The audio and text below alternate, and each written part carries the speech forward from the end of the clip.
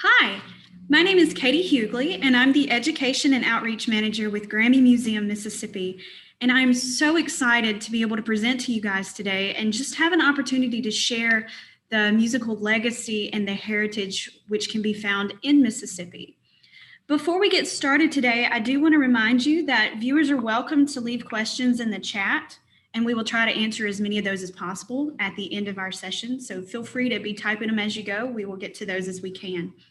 So GRAMMY Museum Mississippi is a very special place. And before we get started, I want to make sure you understand our entire mission, which is to educate and inspire the next generation. We want to make sure that we're educating the public on these enduring legacies and qualities of all types of music and these musicians throughout the field.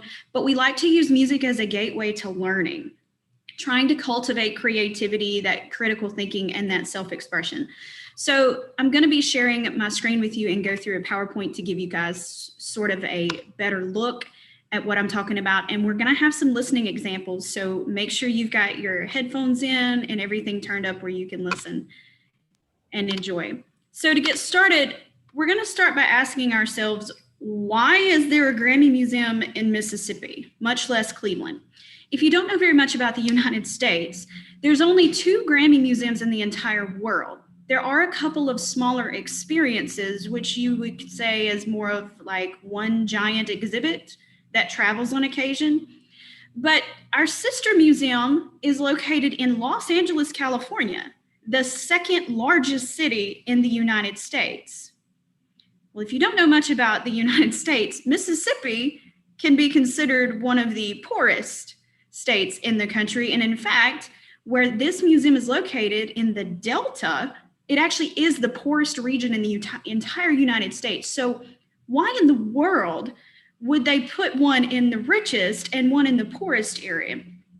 So until people really visit and have explored their exhibits, they're really unaware just how much of a legacy Mississippi has, especially in the Delta as one of the richest musical, historical places in the world.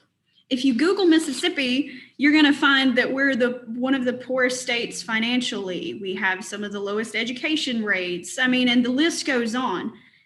But if you pulled the Delta out of Mississippi, we actually would rank somewhere sort of in the middle. So the Delta is very special in its own right. And we're going to talk a little bit about it and that history behind that. But we're going to dive into this musical heritage. So why Cleveland? Now, there's a couple of things that we really need to understand about this area of the Delta. And the first thing is our location on the Blues Trail. So the Mississippi Blues Trail is made up of about 200 markers, like the image that you see on the screen. And these markers tell stories through words and images of the bluesmen and women, of how the places where they lived and the times in which they existed and still exist today, how all of that influenced their music. So these markers can be found from city streets to in the middle of a cotton field, train depots, cemeteries, clubs, churches, and we are smack dab in the middle. We're also located on the river. We're about 20 miles from the Mississippi River, and we're located halfway between 2 major cities. I know the world has heard of Memphis, Tennessee. We're about 2 hours from there. And then we're about 2 hours from our state capital, which is Jackson, Mississippi. So the location is notable due to travel.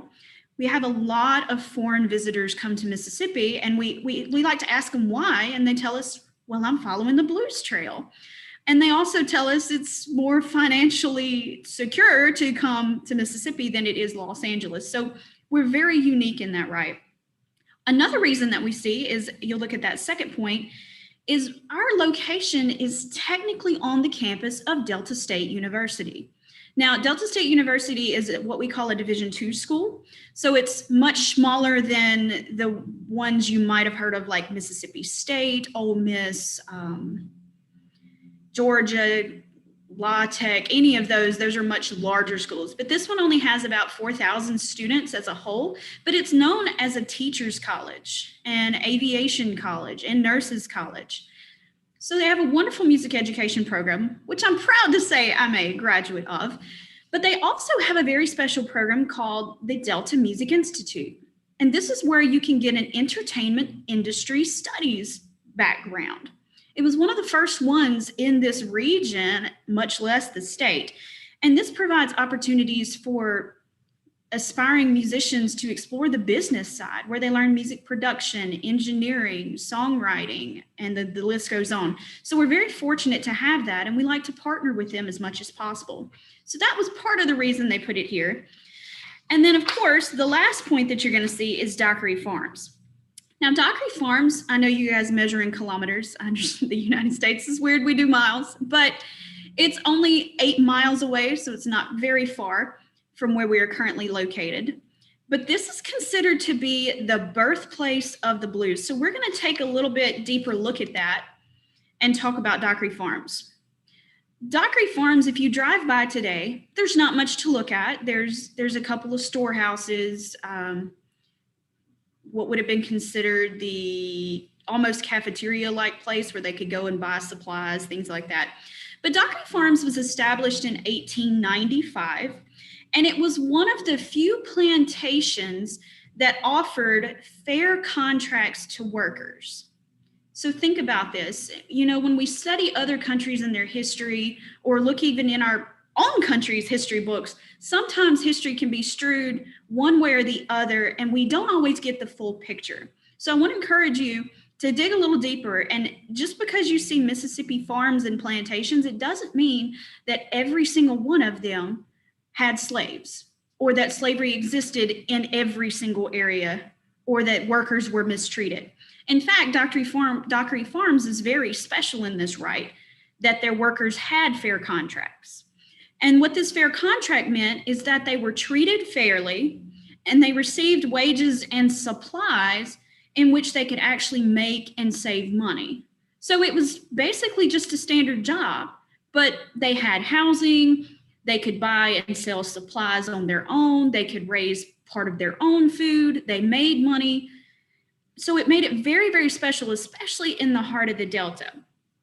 So since so many of these workers lived here outside of work, they had to do something for entertainment. So we're going to talk about several notable people. And note, we're talking about the 1800s, so it can be difficult to find photos and things. But one of the workers, his name was Henry Sloan. Henry Sloan was the person that really got this all started. And he was known for teaching everybody to play guitar and play this new style that we're going to be talking about today. So one of his fellow workers and students was named Charlie Patton. And I've got a picture of him down on the bottom left of the screen. But Charlie Patton, we have a picture of him and we know more about him because he became known as the father of the Delta blues, because he was the first one to actually popularize and record these songs in this style. So a lot of times when musicians get dubbed king of something or father of something, I want to encourage you as a music enthusiast to really go look into what that meant. It doesn't always mean they were the first to do something or they were the best. It might meant they took somebody else's project and were able to expand it and go from there. So that's what Charlie Patton did. He was the first one to popularize and record this new style for the rest of the world to start hearing. So Charlie Patton, the photo we see here, in turn, he taught a traveler named Robert Johnson how to play the guitar. Now, if you've heard of any myth, folklore regarding the blues, we've all heard of Robert Johnson.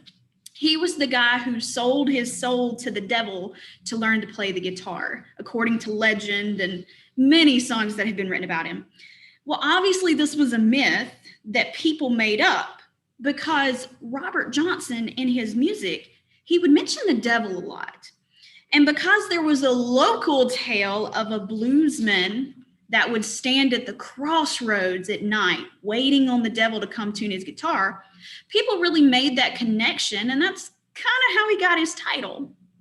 Now, the crossroads that you hear in this music is talking about two highways that intersect in the Delta and run all throughout the Delta, one of which is Highway 61 and Highway 49. Now, they do not cross here in Cleveland. They cross a little bit further up the road in Clarksdale. And Clarksdale has plenty of its own stories of blues, as well as other surrounding areas of Greenville, Greenwood, Indianola. And we're going to talk about a few of those today. But because of the workers at Dockery Farms, so many of them learning to play and sharing this newfound excitement with the world, blues was really popular here. But it wasn't until 1905 that the outside world started getting an idea of this new music. So here's an example of Robert.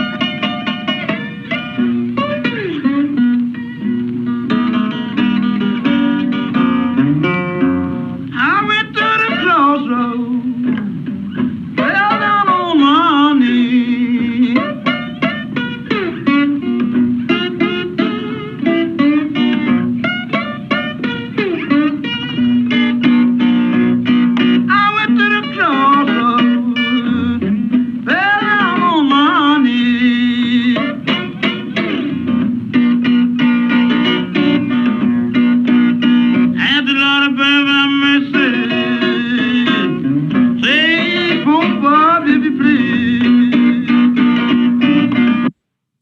So throughout the program, I'm going to be playing 30-second clips, roughly 30-second clips, so you can not only hear these musicians, but you're listening for these different intricacies that make that genre special.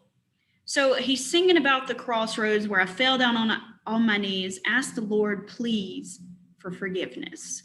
So this is that new style we're talking about. Well, since it didn't start spreading till 1905, how did it get where it needed to go? So the next person we're going to take a look at is Mr. W.C. Handy. W.C. Handy was a big band leader from Alabama, one state over from us, but he just happened to be in Cleveland performing at our courthouse in the center of town when a group of local bluesmen, like Charlie Patton, Henry Sloan, those type of people, they stole the show. So W.C. Handy was traveling the United States with his big band. And as a musician, it's important that we take breaks to allow our muscles to regroup and that type of thing.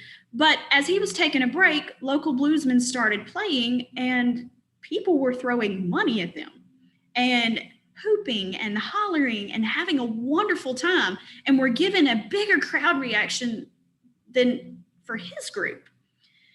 And it really struck him as odd because this was something he'd never heard before.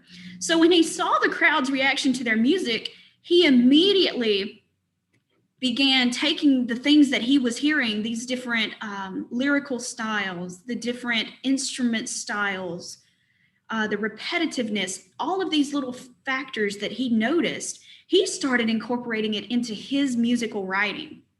And his music became a hit because he was already somewhat of a name as he traveled up and down the river in these notable cities playing jazz. So his music became a hit and the world started calling W.C. Handy the father of the blues. So was he really the father of the blues? Or maybe a more accurate title could be father of spreading the blues.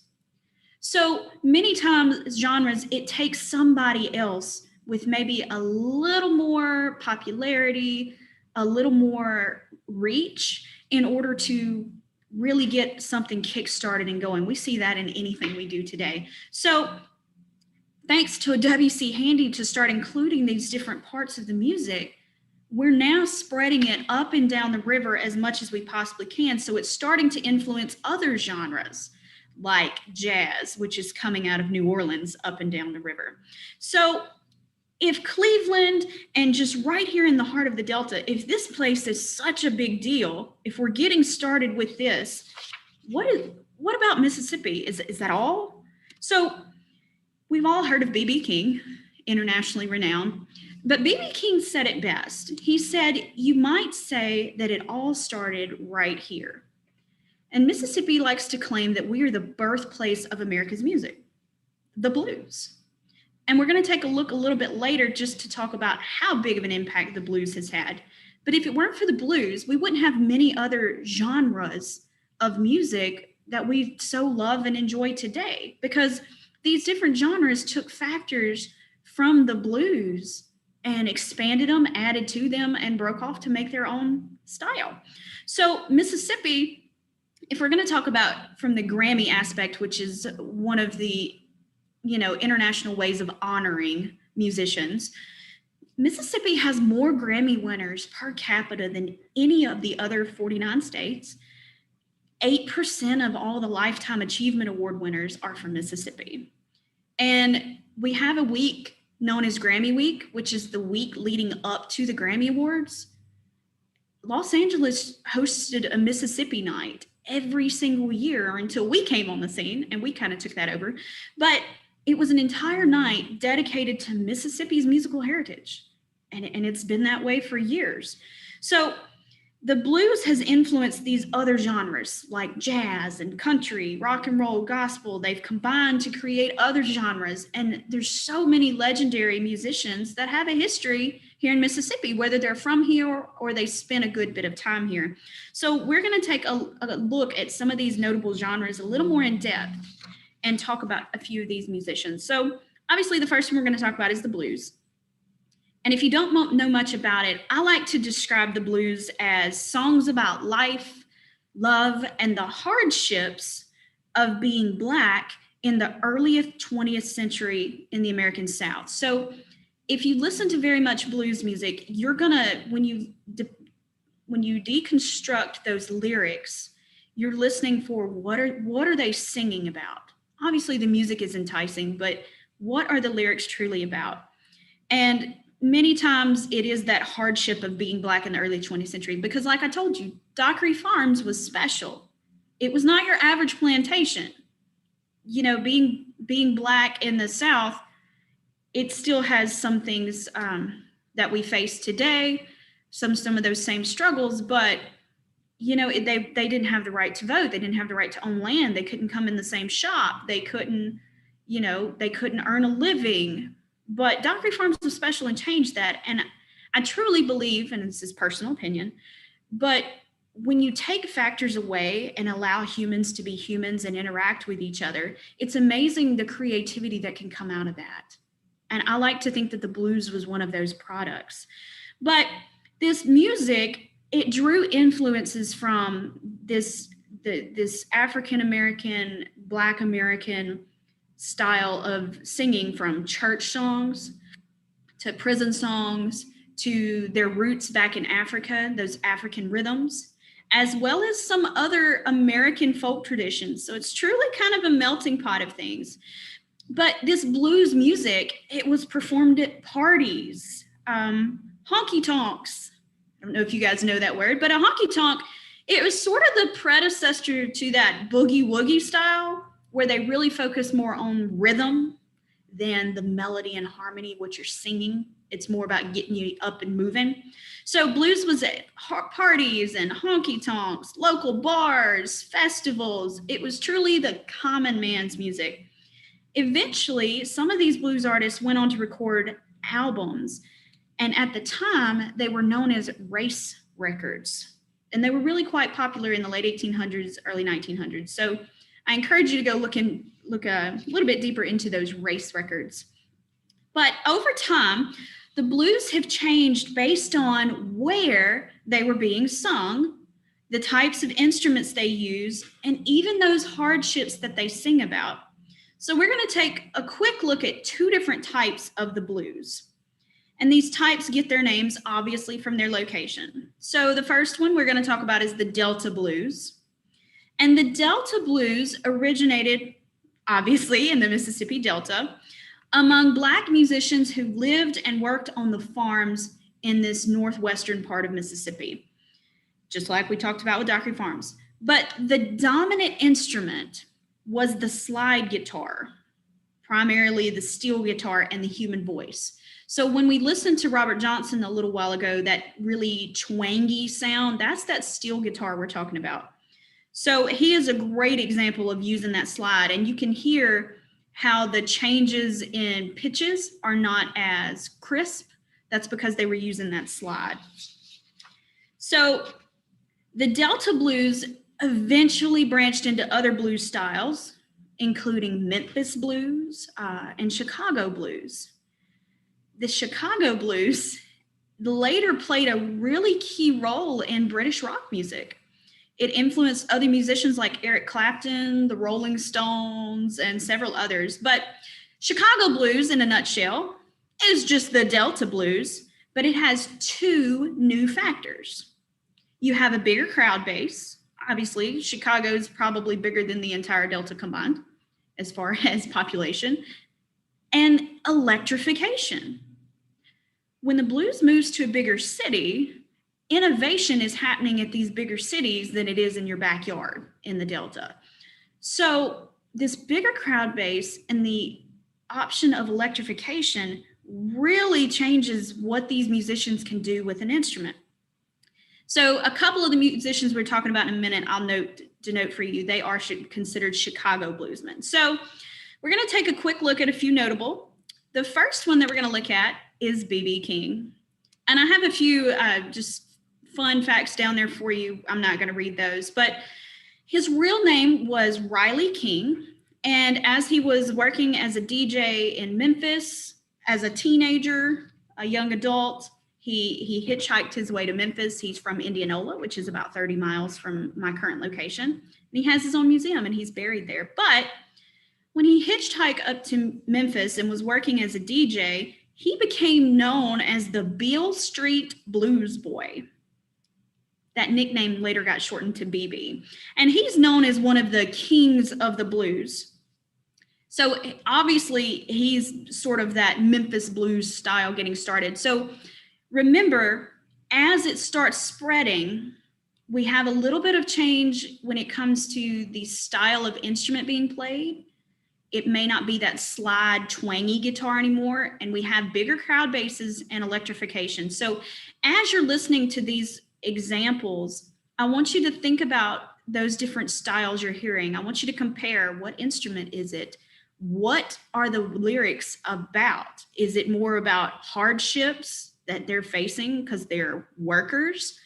Or is it life and love and hardships as a Black American at the time? So keep that in mind as we listen to these small clips. So here's the first one with B.B. King.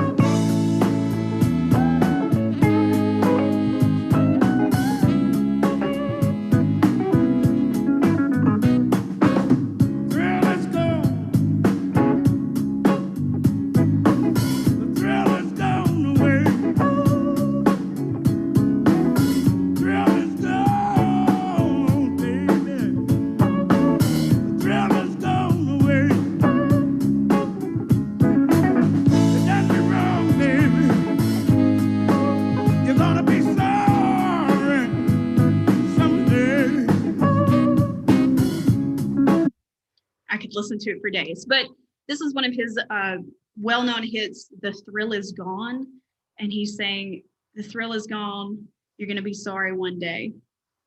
So he's really talking about a girlfriend there. But we're going to look at another notable musician, Mr. Muddy Waters. Now, all of these small towns in Mississippi, you're not going to know where they are. In fact, most Mississippians don't know where they are, but they're all surrounded here in the Delta within about an hour's drive of each other. But Muddy Waters' real name was McKinley Morgan Field, and his nickname, Muddy Waters, is what he used for his stage name.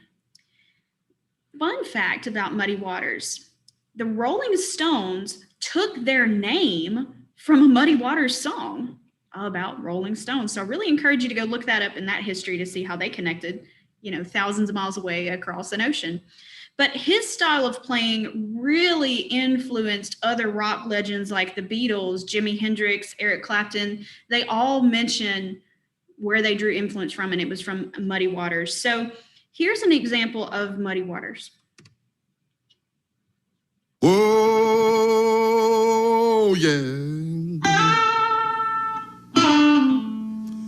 Oh, yeah.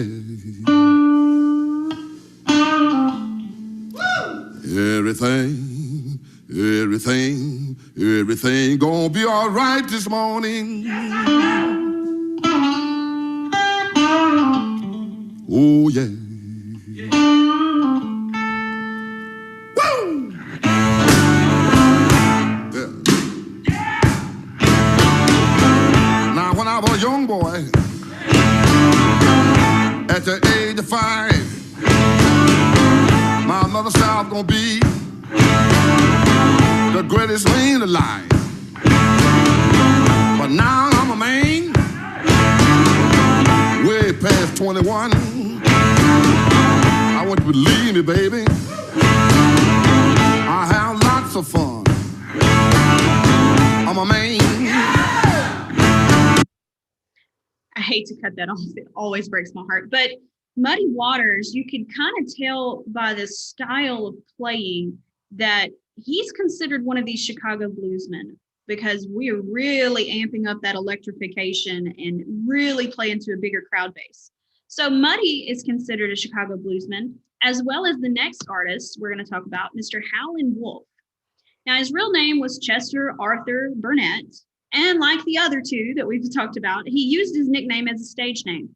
But he was known for howling or yodeling, sort of like the father of country music we're going to talk about in just a moment. But he developed his style of playing right here at Dockery Farms from Charlie Patton himself. Remember that first photo we talked about, who really started teaching everyone else? And it was really interesting to know that Howlin Wolf was illiterate up until his 40s. He couldn't even read music. Now, he did eventually go and get his GED, but that is such an inspiration, especially to young aspiring musicians, that, you know, education at the time may not have been available to him, or it may not have been as of importance because he has found his love in music.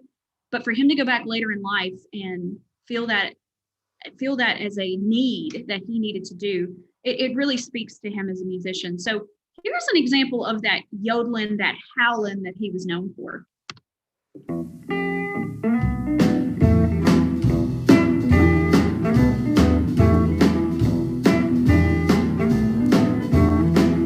Oh, smokestack lightning, shining just like gold. But don't you hear me crying?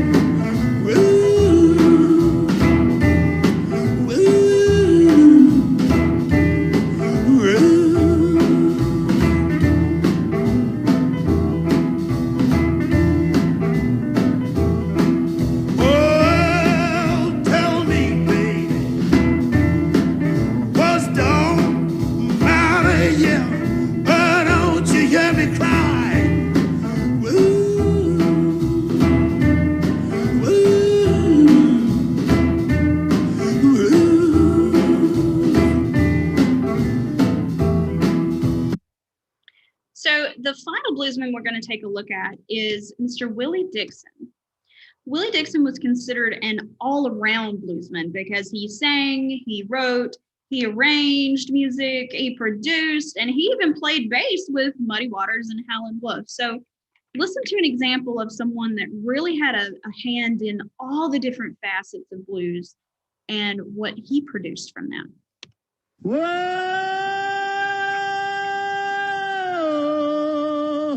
I can't quit you, baby, but I got to put you down a little while.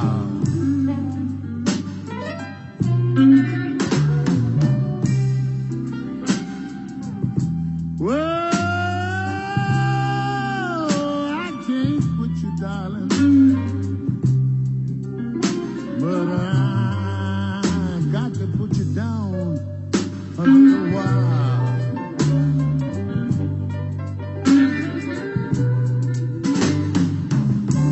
Well, you done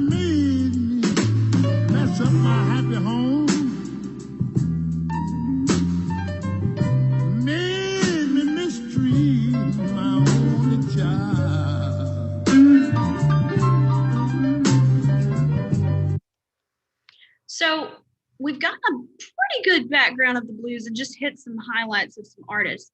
But in order to move forward and see some of these other genres that are being developed, we have to talk about another type of music that is being sort of developed and starting to spread at the same time. And that is country music.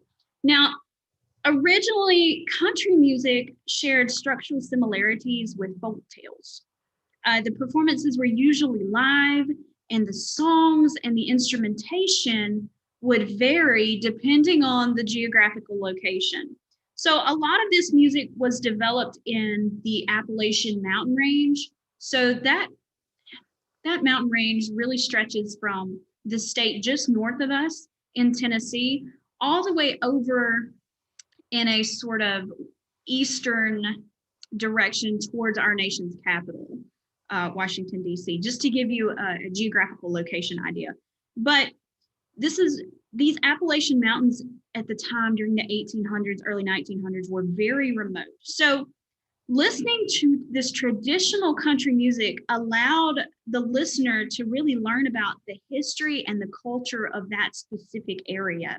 So it was a very personal genre that proved itself hard to really make accessible on a large scale during this time period.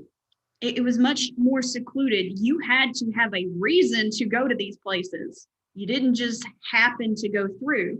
Whereas in the Delta, I said we're located 20 miles from the Mississippi River, which was a major travel source for the United States as far as goods and agriculture go at the time. So once we developed the ability to record music in the late 1800s, this allowed these personal genres like country to really spread and evolve, just like the blues did. But it wasn't until the early 1920s that country music was a viable recorded genre that started to take hold with the main scene. So we're going to talk about some notable musicians from Mississippi that have had an impact that many of you may have heard of, many of you may not. But the first one we're going to talk about is Jimmie Rodgers. He is dubbed the father of country music. And as you can see, he's from Meridian, Mississippi, which is on the opposite side of the state from where I'm located currently. But he got this title because he recorded more than 100 songs in a 6-year period. Now look at when he lived and think about the time period we're talking. We're talking the 1910s, 1920s. That's a lot of music to record in a short amount of time with not the greatest amount of technology. So remember that father word, it typically means the first one to have success in spreading a type of music. And Jimmie Rodgers is not only famous for that, really getting it on the scene, but he's known for his yodeling. So notice Howlin Wolf had a little bit of that yodeling, howling sound that he did. Jimmie Rodgers takes it to a completely different level. So check this out.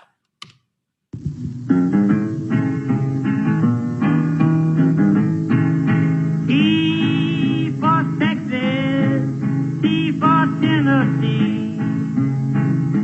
T for Texas, T for Tennessee. T for Selma, that gal that made a wreck out of me.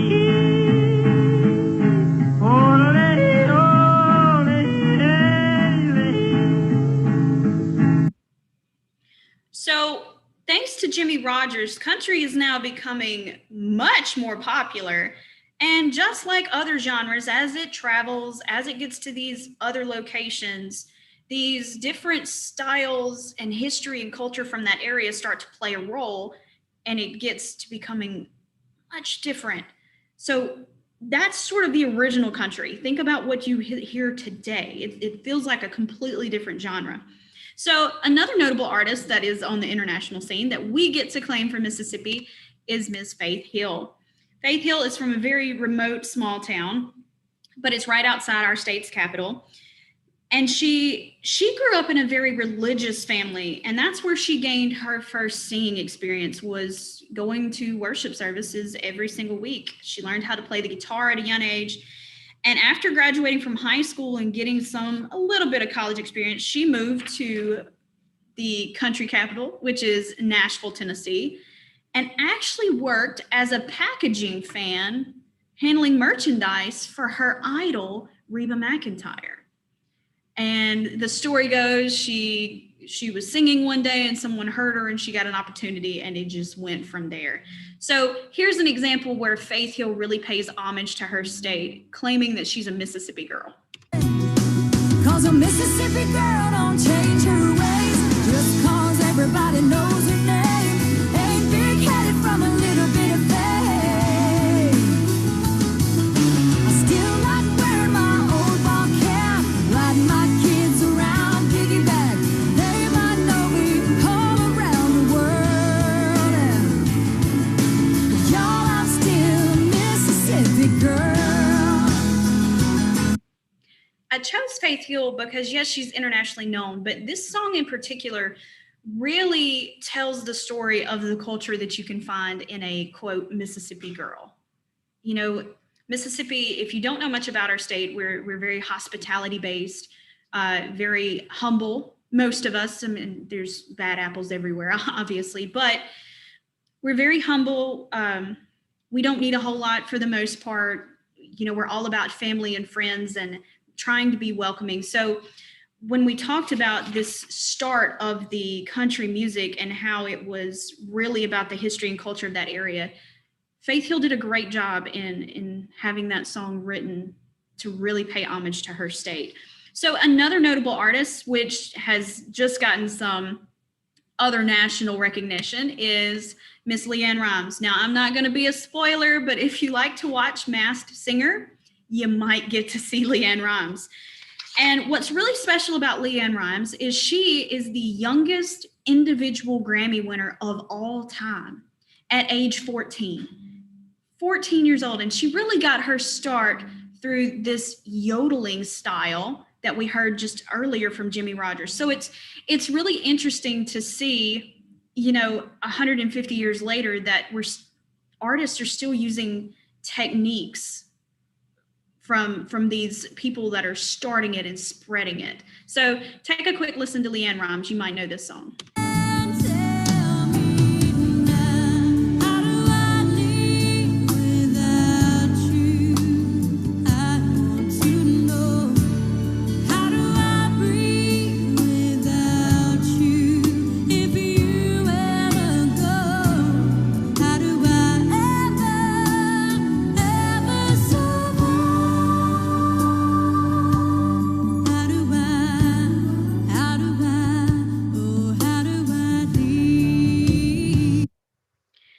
So the last notable country artist we're going to talk about from Mississippi today has a chain of restaurants around the world that is named after one of his most famous songs, Margaritaville. Mr. Jimmy Buffett in 1977 recorded this breakthrough hit, Margaritaville, and this whole carefree lifestyle that he uses in his songs to talk about his culture. Pascagoula, Mississippi, is down on the coast of Mississippi that backs up into the Gulf Coast of Mexico. And it brought about this whole following of people called parrot heads. And like I said, he does have his own restaurant chain. So the wonderful hit we all know and love, Margaritaville. Wasting away again in Margaritaville, searching for my lost sugar salt. Some people claim that there's a woman to blame, but I know it's nobody's fault.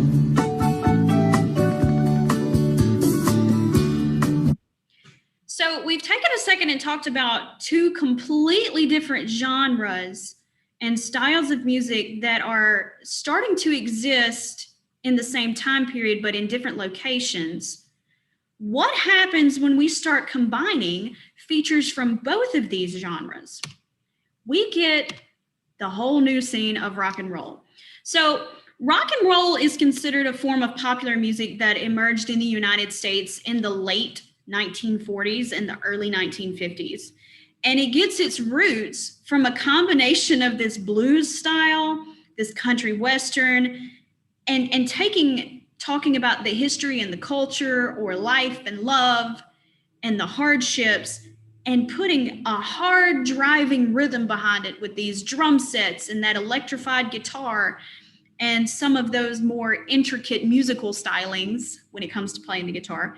But these roots are traced back to centuries of drum beats, specific drum beats in African as well as Celtic music in Europe. And when people from these regions immigrated to America, obviously they brought their music with them. And as they were exposed to each other's music, these wonderful combinations started to happen.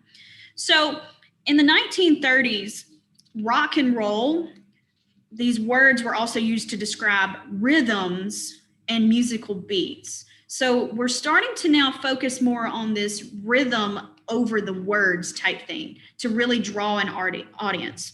So over the past 5+ decades, rock and roll has really evolved in several different directions. Many other genres and styles of music have come from it, and we're going to get to some of those in just a moment. But like every genre, rock and roll is just the big umbrella. You have grunge, you have alternative, you have pop, you have traditional, you have boogie woogie, and the list goes on. But they're all considered a form of that rock and roll because of that base concept of those hard driving rhythms, pulling some things from that blues and country music area. So the first person we're going to talk about is obviously the king of rock and roll, Mr. Elvis Presley. He was deemed this king of rock and roll because he rose from humble circumstances to launch this rock and roll revolution with this commanding voice the public's not used to hearing, as well as this charismatic stage presence, and not to mention dancing, a style that has never been done before in the public eye. So there's a historical marker that stands outside of the house he was born in that says Presley's career as a singer and entertainer redefined popular music. I could talk for days on Elvis Presley, but I think you guys know a good bit about him. So let's take a listen to one of his most popular hits, Jailhouse Rock.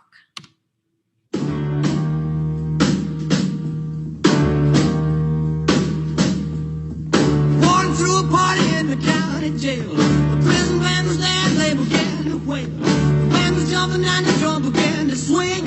You should have heard the knocked out jailbird sing that rock. Everybody let it rock. Everybody in the whole cell block was dancing to the jailhouse rock. So when you first started listening to that clip, it was very reminiscent of blues style, and it was just a chord, and you were really more focused on the lyrics, what they were having to sing. As well, I mean, he's talking about the hardships of being in jail. It's just a more upbeat, fun, and entertaining, draw you in as a listener kind of way. And then it transformed into this driving style where you have what we call a walking bass line. Boom, boom, boom, boom, boom, boom, boom, boom. That's driving you to get up and dance, as well as keep that music pushing and keep that entertainment level up. So another notable artist at this time that we like to claim is Mr. Jerry Lee Lewis. Now, he's originally from the state of Louisiana, which borders us, but he decided to make his home right here in Mississippi, and he likes to claim Mississippi as his home, so we're going to let him.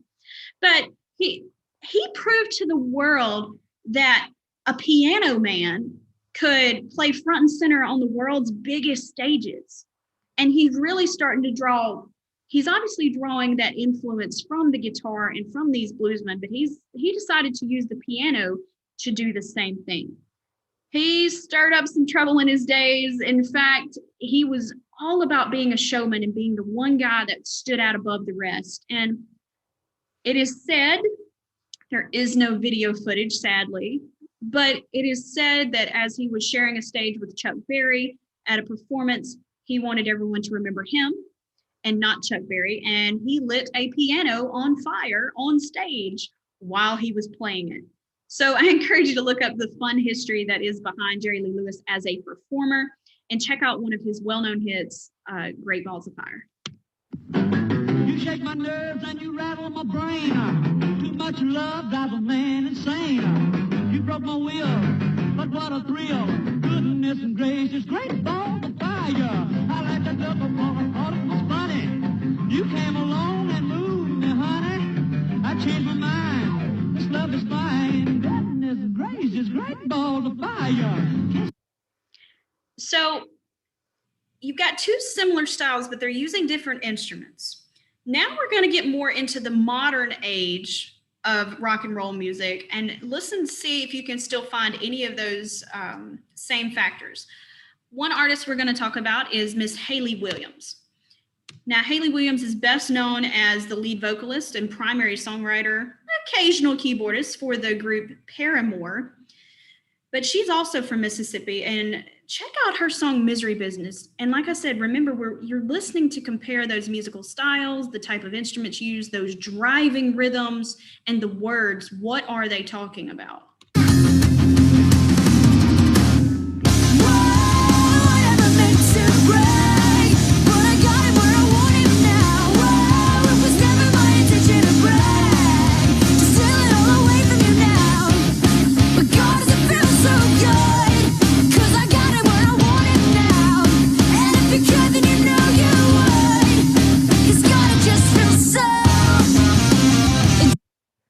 So one thing that's different in this modern age is notice that the guitar is now being used as that rhythmic driving bass instead of just the drum set.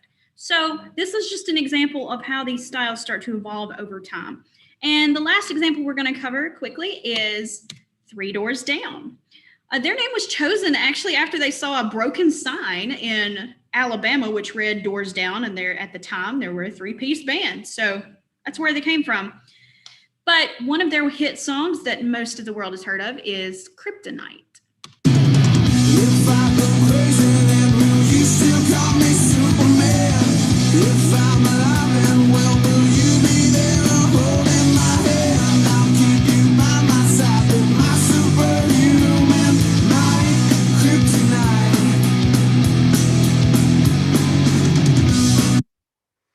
So we're talking about taking these other genres that have been created, the blues, the country, adding a few elements and changing the focus slightly to get to rock and roll.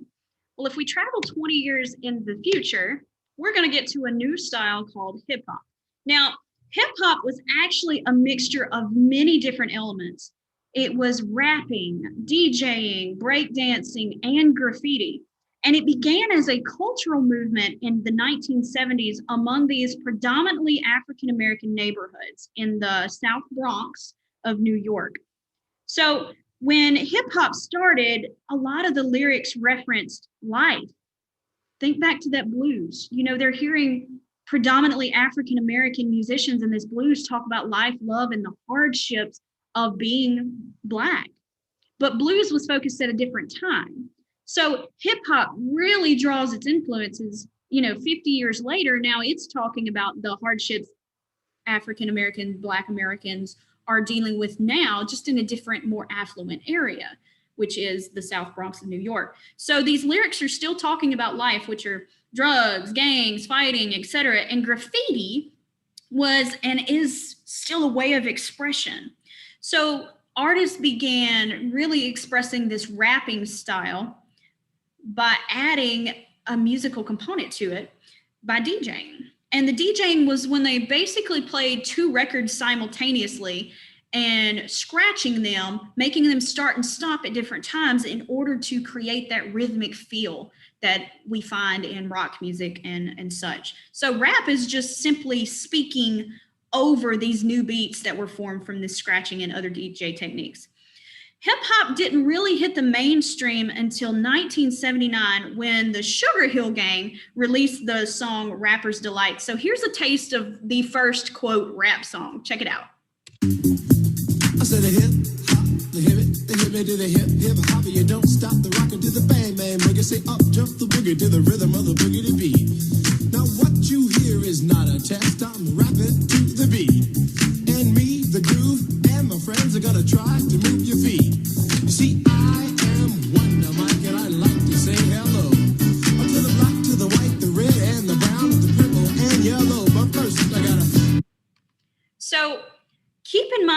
you just heard is that start. And he's introducing trying to get people engaged, and he later starts talking about life. So go look up that whole song. It's really cool and worth listening to. But we're going to check out a few Mississippi artists that played a role in the hip hop scene. One of which is David Banner. Now, David Banner was born in 1974, but he was really more of a hit in the 80s, early 90s. And he started out in a duo known as Crooked Letters before going solo. He also played in several movies and TV shows. But here's a clip of his style of hip hop with a featuring Chris Brown in the song Get Like Me. Listen to those words, what they're talking about, and listen for those different rhythmic styles. Hey, ever seen a Chevy with the butterfly door? Stuntin' is a habit, get like me. Hey, ever seen a Chevy with a get like me? Hey, ever seen a Chevy with the get like me? Hey, ever seen a Chevy with the butterfly door? Stuntin' is a habit, put it in the house. Stuntin' is a habit, put it in the house. Stuntin' is a habit, put it in the house. Hey, ever seen a Chevy with the butterfly door? Stuntin' is a habit. In my engine, 26-inch rims, got fed. So we talked about how it really started with these life, drugs, gangs, fighting, etc. But as hip hop developed, there are times where they're talking about the affluence they have. He's talking about showing off, look what I have, you know, and when this started, that wasn't necessarily the thing. So hip hop sometimes takes a complete 180 and doesn't talk about the hardships of life, but more of the blessings, so to speak, of life. So another example, which is really becoming more and more popular today, is Sway Lee. Now notice Sway Lee is also from Tupelo, Mississippi, where Elvis Presley was from, but he was originally in a group called Ray Shrimmer, and that's a weird name.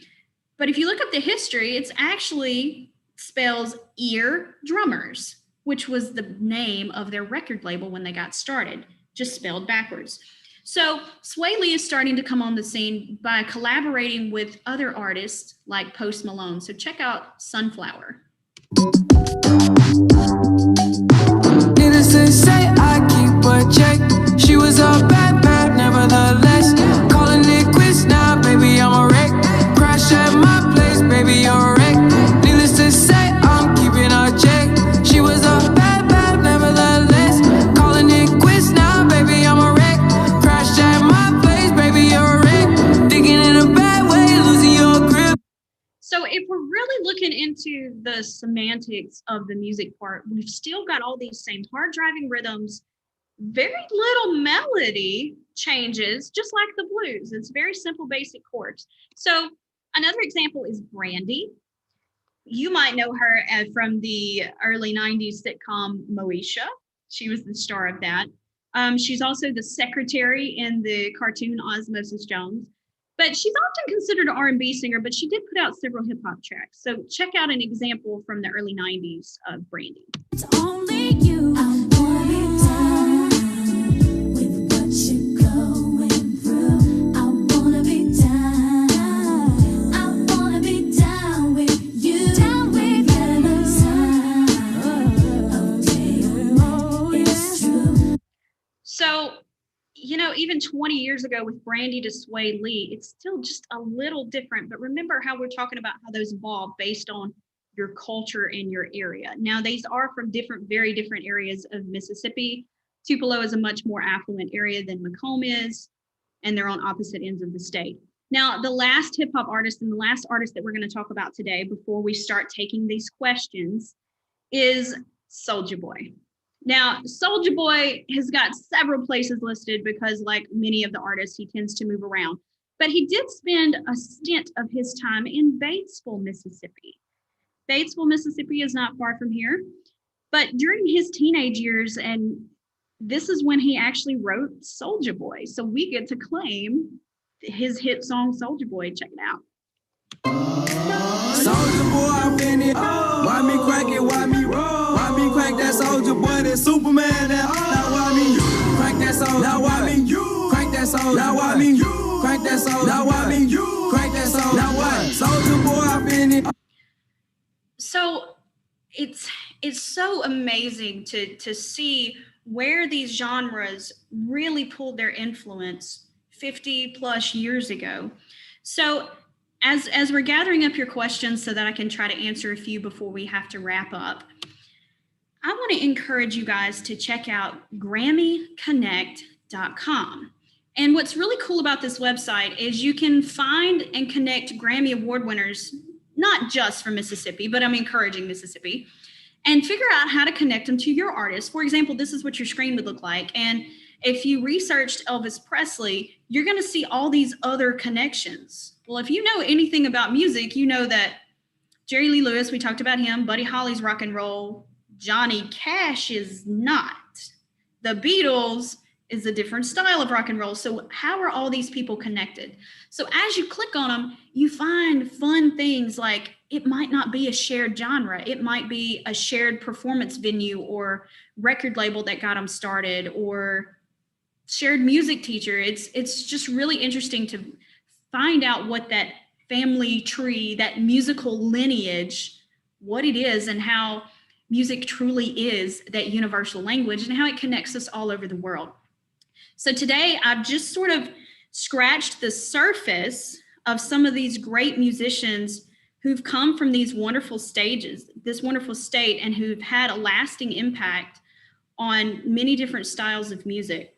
So I'm going to challenge each one of you today to really dig deeper, use this website and some of these others that I've talked about to see more of these Mississippi connections. So I'm going to stop sharing my screen. I hope you took a quick screenshot of this if you need to, and I'm going to come and answer some of these questions. So I'm going to do my best. Remember, I'm no expert, but I will actually do my best, and I have no problem saying I don't know, but I'll look it up. So question run from Alexander. Thank you so much for the presentation. He said, how early do people born and raised in Mississippi learn about the blues? And who is the musician they are likely to hear about first? So I think it's really sad to say that students aren't getting the education in music that they should. In fact, the town that I live in, they don't even have elementary music at the schools. And elementary music is typically where you learn the base of the different types of music and that type of thing. And it's really sad that that doesn't happen. So institutions like GRAMMY Museum Mississippi work to make sure that we're providing those opportunities, and we do small workshops like this or travel and make sure that it's done in those schools. So if they are getting a music education, they usually start learning about these genres and the blues in early elementary age. And most instrumental programs start in that middle school range of ages like 12 to 13 is when they would start getting instrumental music education in their school, where they can really learn an instrument and go from there. So who's the musician I'm likely to hear about first? Elvis Presley all day long. I know that's not blues, but it's rock and roll. Yeah, he was obviously a huge factor in our state. So if you're going to pick a notable artist to talk about, it would be Elvis Presley that most people cover. Thank you so much for that question, Alexander. Now, question 2 is from Vera. Please forgive me if I don't pronounce it correctly. If the United States had a blues, a country, a rock and roll, a hip hop anthem, ooh, what song would it be? Oh my goodness, what a question. Had a blues, a country, a rock and roll, a hip hop anthem, what song would it be? I don't know that I can actually provide that answer because, like I said, music is so universal and it's culturally based, and it's all about personalization, that it's really hard to nail down a single song that could reflect all of it, or even a single genre and area. So I'd like to say that some of these examples that I played for you today would be notable enough in those genres to really draw your attention and get that listener to dig deeper. Thank you so much, Vera. And question number 3 from this handle, Grapefruit Orange. Love the music and even dance to it just a little bit. How important do you think a Grammy Awards is compared to other music awards? Different music awards were set up at different times to honor different things. For example, and this is the last question that we have today. So as I finish this up, make sure you got everything that you needed, and I look forward to hearing from you later. But the Grammys were started in 1959 was the actual first award ceremony. And the reason they began is, You've all seen the Hollywood Walk of Fame, those stars on the Hollywood sidewalks. You've seen them in movies and things. But they wanted to find a way to honor musicians for all of their legacies that they've done. And they started with this Hollywood Walk of Fame. And they sort of realized there's no way to honor all of the executives, the songwriters, the producers, everyone that has a field, a part of the music field. There's no way to honor them that way. So they developed actual Grammy Awards ceremonies. Now, for example, if you're comparing the Grammy Awards to, say, the VMAs, which is the Video Music Awards and MTV, they're just totally different. They honor and they support different facets of the music industry. For example, MTV, we just opened an exhibit a couple of weeks ago here, and it's focusing on music videos and all that goes in behind that, where the Grammy Awards focuses more on the songwriting of a song or album, the producing, who put it all together, how all the puzzle pieces fit, the recording, the actual engineering that goes into making the song, as well as the performance itself. But you also have technical facets. So as compared to others, I think it's 12 in one hand, a dozen in another. It's just sort of whatever you're looking for. But I think each of the music-based awards around the world are notable in their own right and deserve their own recognition for that. So I hope everyone was able to get just a little bit of history about the wonderful state of Mississippi and our enduring legacy we have when it comes to music. And I hope that if you ever get an opportunity to travel to the United States, that you will stop by Cleveland, Mississippi and visit Grammy Museum Mississippi. For more details, information, or if you just want to reach out, you can visit GRAMMYMuseumMS.org and check out everything we have to offer. And feel free to email me with any other questions or just to set up a visit. My email is education@GrammyMuseumMS.org. Thank you so much for the privilege of getting the opportunity to talk today, and I hope to meet some of you in the future. Goodbye.